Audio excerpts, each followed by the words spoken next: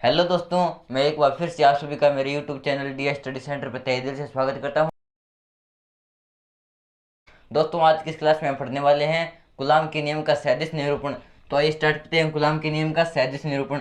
तो सबसे पहले इसमें हम दो आवेश Q1 और दूसरा आवेश अपना Q2, ये दो आवेश लेते हैं और इन दोनों आवेशों का एक मूल बिंदु O लेते हैं।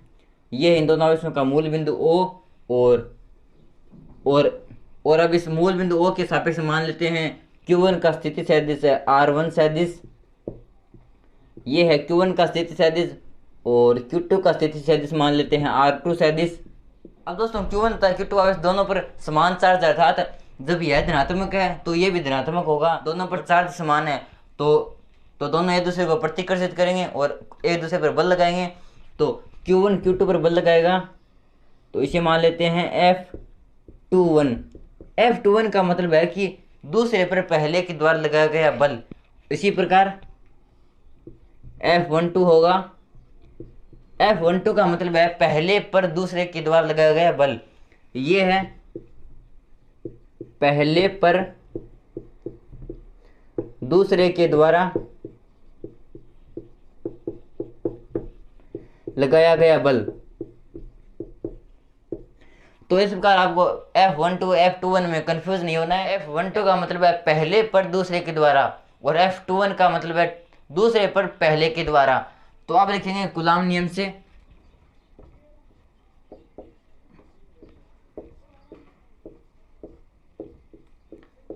तो कूलाम नियम से हो जाएगा अपना F12 हो जाएगा अपना 1/4 पाई Q1 इंटू Q2 बट्टे। अब दोस्तों Q1 तथा Q2 के बीच की दूरी को हम ले लेंगे R12 सदिश। R12 सदिश होगा अपना Q2 से Q1 की ओर और एक होगा अपना R21 और R21 होगा अपना पहले से दूसरे की ओर। तो इस प्रकार R12 तथा R21 परिमाण में तो समान है, लेकिन इन दोनों की दिशा विपरीत होगी। तो आप लिखेंगे Q1 इंटू Q2 बट्टे R12 स्क्वायर और R12 कैप। ये इसको और ये अपनी दिशा दर्शाने के लिए इसी प्रकार हो जाएगा अपना F21 F/4 पाई Q1 इंटू Q2 बट्टे R21 स्क्वायर R21 कैप। तो इस प्रकार इसे मान लेते हैं समीकरण नंबर 1 और इसे मान लेते हैं समीकरण नंबर 2। अब दोस्तों यहाँ से स्पष्ट है कि R12 बराबर है R21, लेकिन R21 तथा R12 दोनों की दिशा विपरीत है। तो हम लिख सकते हैं कि R12 सदिश बराबर माइनस R21 सदिश। तो लिखेंगे चूंकि चित्र से स्पष्ट है कि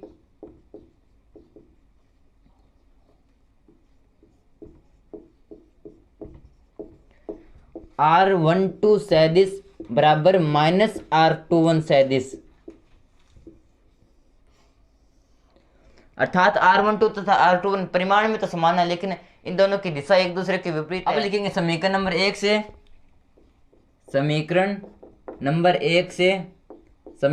से हो जाएगा अपना F12 सदिश बराबर 1/4 पाई Q1 इंटू Q2 बट्टे। अब दोस्तों हम जानते हैं कि R12 तथा R21 परिमाण में तो समान है, इसलिए हम R12 की जगह लिख सकते हैं R21। तो इसकी जगह लिख देंगे R21 स्क्वायर और R12 कैप की जगह लिख सकते हैं माइनस R21 कैप, क्योंकि ये दिशा है। तो इसमें तो हम जानते हैं कि R12 तथा R21 एक दूसरे को विपरीत है, तो यहाँ पर लग जाएगा माइनस R21 कैप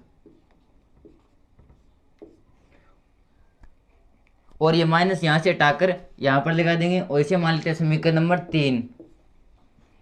अब दोस्तों हम देखते हैं कि समीकरण नंबर 2 में है F21 बराबर 1/4 पाई Q1 इंटू Q2 बटे R21 square into R21 cap, और समीकरण नंबर 3 में है F12 सदिश बराबर माइनस 1/4 पाई Q1 इंटू Q2 बटे R21 स्क्वायर इंटू R21 की कैप। तो अब लिखेंगे समीकरण नंबर 2 और समीकरण नंबर 3 से समीकरण नंबर 2 वह समीकरण नंबर 3 से समीकरण नंबर 2 व समीकरण नंबर 3 से हम लिख सकते हैं कि F21 सदिश बराबर माइनस F12 सदिश, क्योंकि यहाँ पर ये दोनों समान है लेकिन फर्क इनमें केवल माइनस के चिन्ह का है, और यहाँ पर ये F21 है और ये F12 है।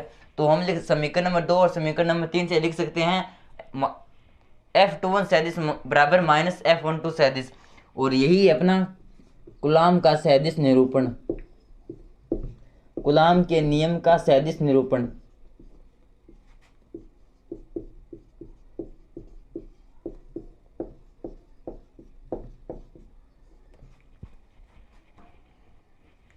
तो दोस्तों इस प्रकार ये था कूलॉम के नियम का सदिश निरूपण, और ये था हमारे अध्याय नंबर 1 विद्युत आवेश तथा क्षेत्र का लेक्चर नंबर 7।